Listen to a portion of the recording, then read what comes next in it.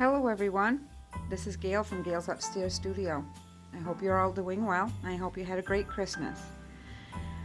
This video isn't going to be quite as long as I had planned it because Christmas night I started feeling sick, and I've been sick ever since with a sore throat, and so I'm not going to be able to talk through the video that I had planned. So I thought we would do a little quicker video of just a flip through of this sketchbook, which has all of my monthly letterings from 2023. It has a couple of other things in it that were just because I didn't know I was going to be using this for my lettering. So when I got it, I just did some other things in here, tested out a couple of things.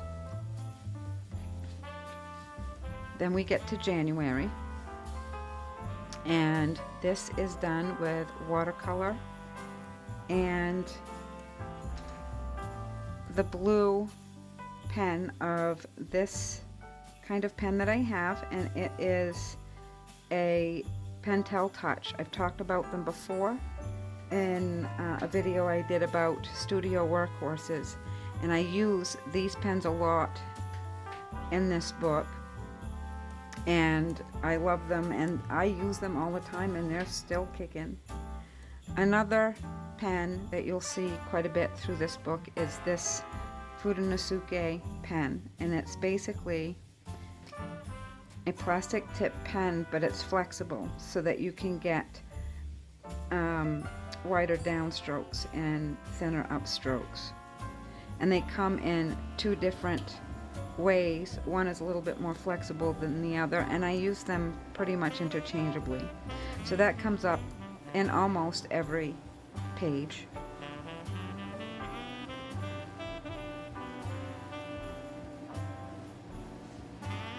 We go into February, and I did something a little different.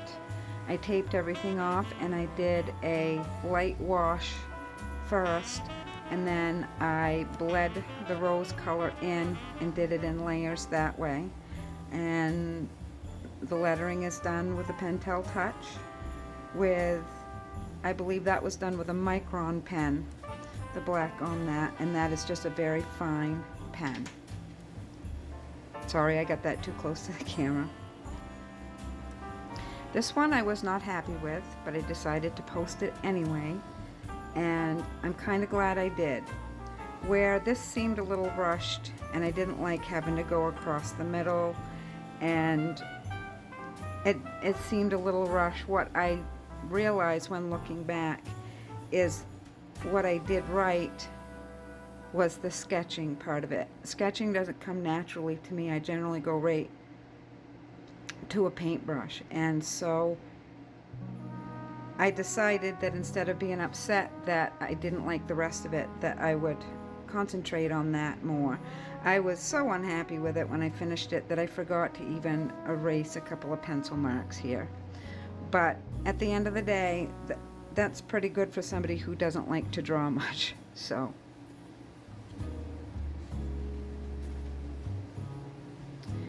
in April, I of course focused on Easter. And if I had one critique on this, is that I should have shaded in and blended some darker color into the eggs around the bottom and the edges so that you could at least see the yellow better. That's really the only one that is hard to see. And that was done with the Fudenosuke and the Micron pen. Since I had so much color going on the page anyway, I stayed with black. This is May. This one got a lot of views, and this was done with a Tombow pen, and this one. And in June, I decided to try just one page spread instead of doing across the whole thing, and I'm glad I did. And this is the way I've done it. Except for one other month, this is the way I did it from then on. And I really like this one, and that was done with Tombow watercolor here and Tombow and Micron pen. July I didn't particularly care for either, but in the end you're not going to like everything you do. I did kind of like the firework effect, but I kind of rushed the blending with water on this part and it bled through a little bit, but you can tell what it's supposed to represent. And I go from something that I had never done before, fireworks, to something that's right in my wheelhouse.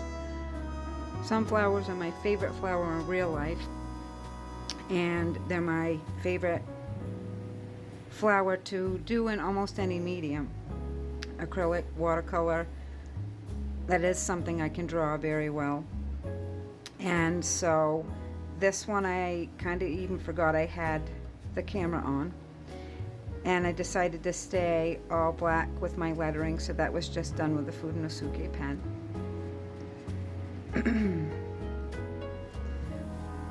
September is another example of something that I had never done before. I painted plenty of apples in acrylic, but this is the first time I'd ever done it in watercolor. And I actually really liked the way it came out, and I liked the way, how natural right in here looked with the greenish coming down to the inside. And I kind of wanted this page to be a nod to back to school, but not hit you in the face with it. So I made the banner black to be kind of like blackboard, and I used black gouache for that, and then I went over it with white gel pen to make it look like a chalkboard. And I really like the background on this one too, because it kind of looks like the apple is sitting in a tree that's fading out in behind.